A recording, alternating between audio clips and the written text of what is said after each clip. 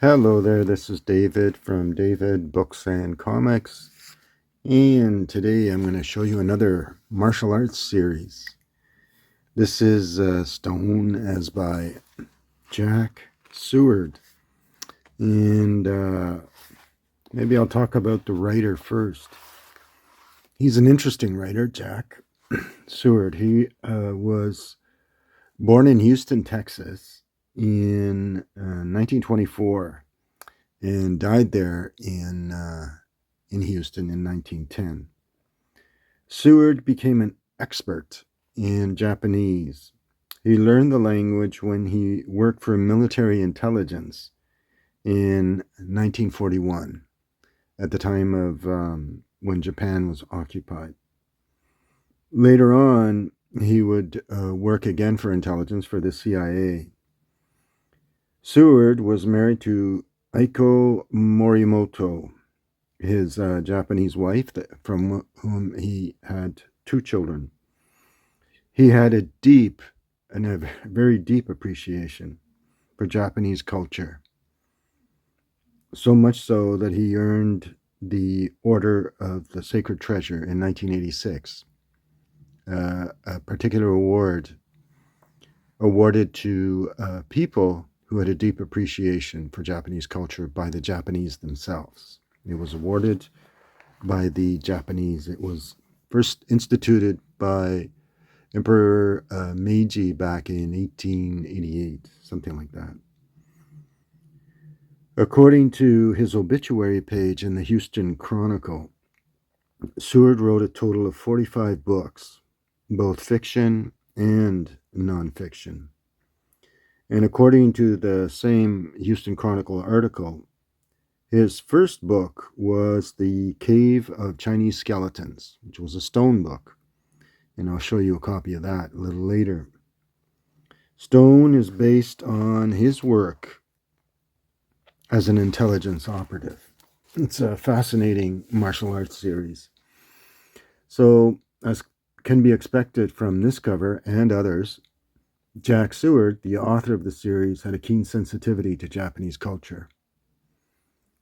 Seward had published numerous nonfiction material on Asian cultures, particularly the Japanese culture. Thus, many of the conventions one would expect to find in a martial arts novel are found here. Curt Stone is a karate master who uses his fists and gun in order to solve mysteries. Much of these plot look like ripoffs from the earlier Kill Me series by Norman Thompson, aka Earl Norman. But where this series departs is that Stone really comes across as genuine, as kind of a hard-boiled detective. Nonetheless, the martial arts of Japan play a lead role in much of the plots and situations that occur in the stories. The final book listed first appeared as a Midwood Tower, number 43572, and that's the final book listed is Cave of the Chinese Skeletons. And I'm going by my checklist. All right, so now I'll show you. So that's the Eurasian. I unbagged them just so you can see the interior. And you can see, let's see here, it's a Tower book. So you can see if you're, so it's Tower Publications Incorporated, 185 Madison Avenue. So there you go. So that's the first book in this series. Nice, well-read paperback. All right. And I'll show you, this is his first published novel.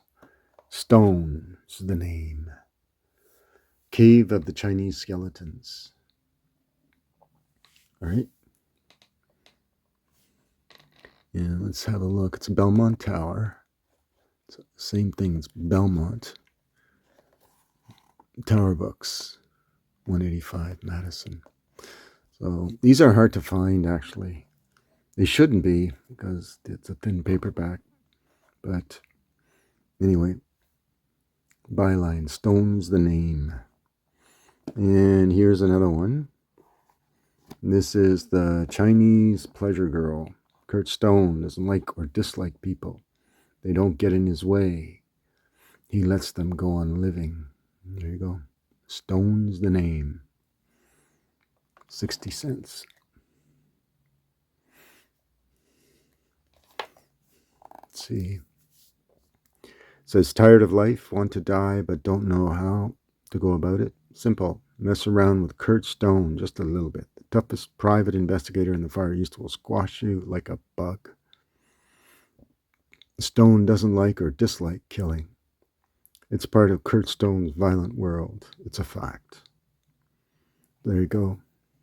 So that's the Chinese pleasure girl. And this is the last book I have.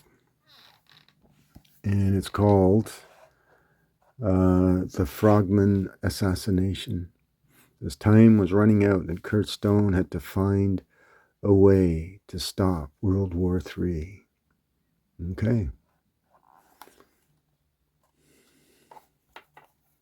And what's the blurb at the back? Curt Stone finds trouble wherever he goes. Tokyo's toughest private eye was right there when political fanatics tried to kill the Emperor of Japan and blame the assassination on the U.S. American prestige, the whole delicate balance of power was at stake. Unless Stone got to the mysterious frogman in time, the Far East would blow sky high. Wow. Okay. So there you go. This one is my best copy of that. I think I have another copy, but this is a nice tight copy. All right. These books are hard to find. Thin paperbacks are getting harder and harder to find, actually. So I hope you enjoyed this little short foray into a little-known martial arts series. Started way back in 1964 by a guy who knows what he's talking about when it comes to Japanese culture and Japanese fighting arts. And nice covers, some good girl art. Not sure who did the cover. Some of you guys might know. They have a similar style. This one's a little different than the other ones. And all unsigned. All right. So remember, thanks for everyone for watching. Give me that thumbs up. And we'll see you soon. Thanks. Bye.